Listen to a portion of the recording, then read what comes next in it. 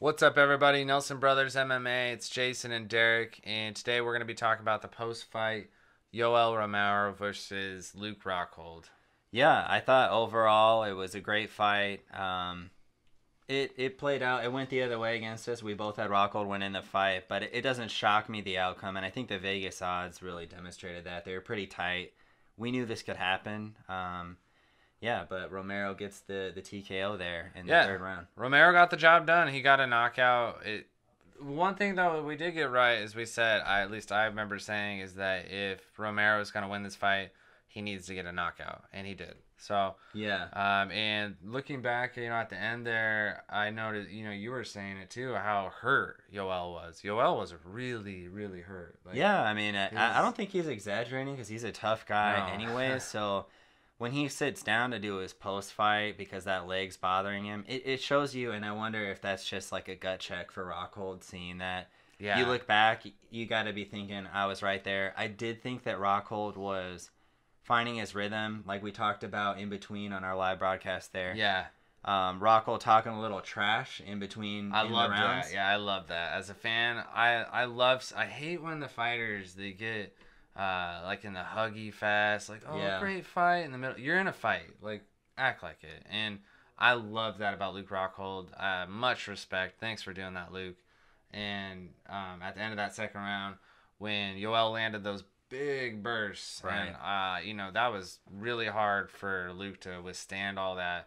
But then to come back, reestablish himself in that fight, and then talk a little trash at the end, I love it. I thought Rockhold, when we were talking about it, I thought Rockhold was about to be on his way to getting his rhythm and getting going, and that could have been what forced the issue with Romero and thinking, I am hurt. This guy isn't showing any signs of confidence. If anything, Rockhold's kind of showing the opposite, that he's a little pissed off that I've sort of put it on him a little bit here in the first couple rounds.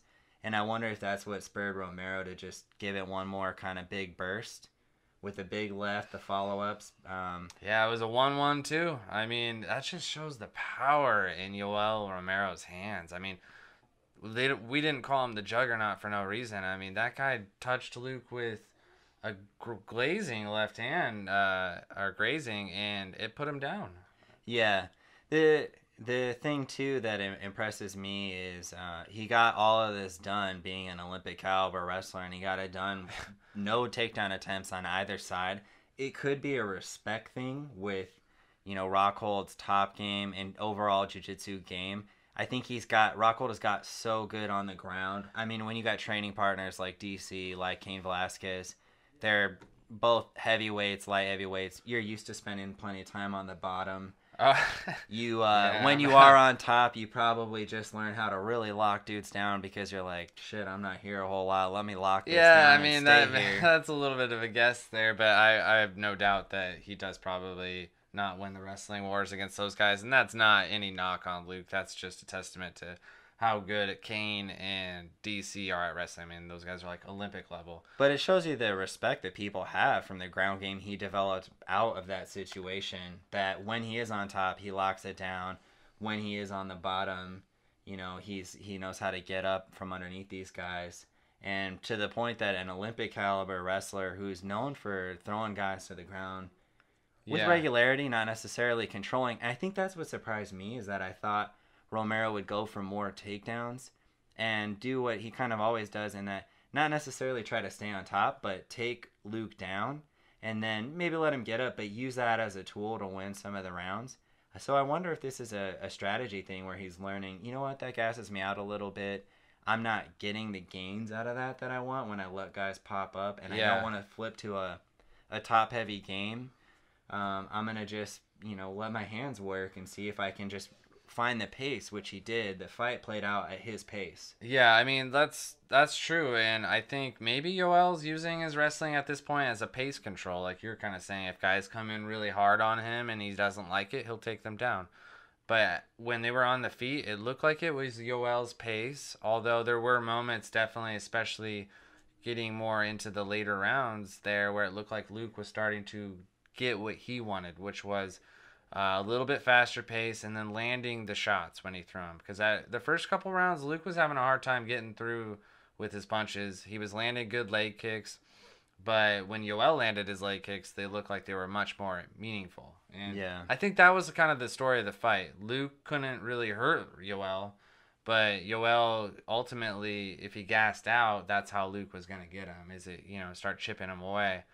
And the Well, question. Romero's poker face too, because apparently he did have him hurt, but we just really didn't see it. And Oh, I mean, that's that's right. a Yeah, with the leg. Yeah. huge credit to Romero's poker face, because I had no idea. But then when you watch the kind of finishing left hand there, it looked like he wasn't pushing off a whole lot of that left leg. So I mean, to me, when you watch the final combo of the left hand and then the uppercut, Yeah. he's not shoving off that foot. He's kind of lifting the left leg. That's a telltale sign that that leg was bothering him pretty bad, actually. So I don't think that was acting at the end where he's sitting down. Yeah, it's an interesting thing, and it's definitely not to this level of extremism in this like sort of comparison. But remember when John Jones had fought Chael Sonnen, and if that fight would have made it out of the first round, if John didn't get the stoppage, Chael would have won because of that broken toe. This kind of has a similar feeling when you see at the end how hurt Yoel's leg was. How many more rounds could he have handled? And not only that, but I think Luke would have picked up the pace a little bit more, and he was starting to land his punches. So, I don't know. This time it worked out for Yoel, and I feel like that's kind of how it goes. He either wins, he gets the finish, or he, at least against Whitaker, he lost the decision. So where does it go from here, though, is what we were both kind of already starting to wonder. All right, Romero wins the fight, but he couldn't win an interim belt because he didn't make weight. So do you give a guy who can't make weight in an interim contest a title shot off the win? I mean, the whole thing's a mess, and I think it's just going to make me hate interim belts even more. Yeah, I'm right now. I can't stand interim belts. Like, if I could get a conversation with Dana, I'd be like, "Look, I know that the marketing, you're selling it to people that don't fully understand it. They're like, maybe interim's just a fancy new verb to make the belt sound better. But right now, it basically means not a champion, is what it really is. So Right. you're either the Not champion or not. And I feel like in that essence, it's black and white. Like, I know the world's colorful, but you're either the champ or you're not. Whitaker is the champion. Neither one of these guys was going to be the champion after this night, in my mind. So does he get it? does Yoel get the title shot? Well, honestly, from a fan's perspective, I don't want to see that rematch right now. Like, we already saw it. We saw 5 rounds of it. I thought we saw what we're gonna see. I thought we saw the better striker in Whitaker. He lost the first 2 rounds, but he didn't lose it badly. And then he came and he lit Yoel up in the last 3 rounds. I think it would only favor Whitaker in the rematch. I think Whitaker would probably win more handedly, in my opinion. Yeah. That's just my opinion. And I know, and if you guys have opinions, as always, post them in the comments, and we're glad to hear them. But I don't want to see that fight right now. I wanted to see Luke Rockhold versus Whitaker. And to be honest, as a fan, I would have been more inclined to have waited for that fight to happen. But here we are. Yoel spoils this, and congrats to him. But Yeah. I don't know. I'm hesitant to make that fight, to be honest. I think if you're Dana, you even think about calling George up again and saying, hey, would you want to come and fight Whitaker? For me, Whitaker, where I'm at, knowing that Whitaker is coming off of the staph infection, I don't want to rush this guy back. I'm really high on Whitaker right now as a fan, and I love the performance he put on against Romero already. Completely agree that I don't want to see him fight Romero again. For me, I'm going to get a little crazy here and say I would love to see a Whitaker-Kelvin Gastelum matchup.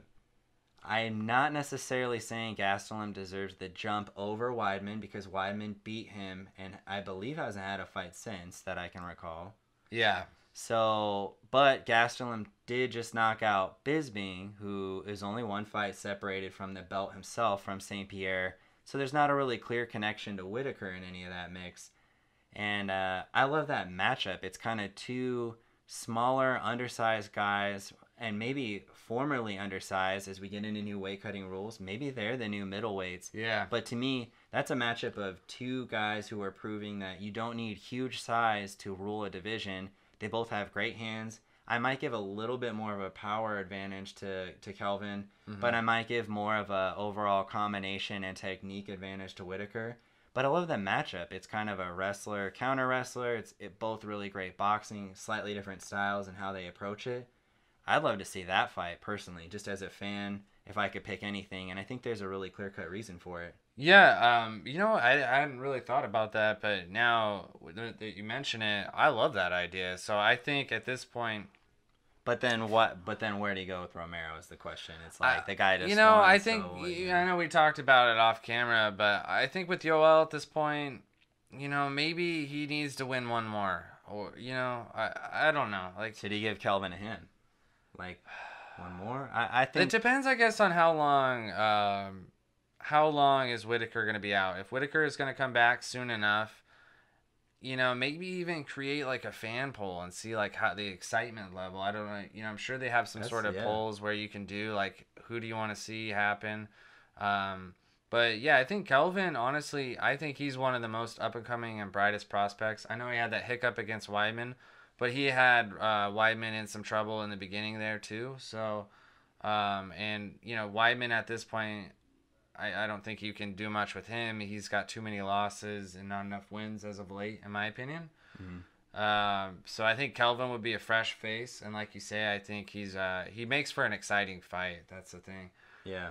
So I think the one thing that you might have to do is put Kelvin against Romero, and then don't do an interim fight, title fight. Just put the two together, put them in the co-main event, and hope that Romero makes weight and that the winner gets the next title shot.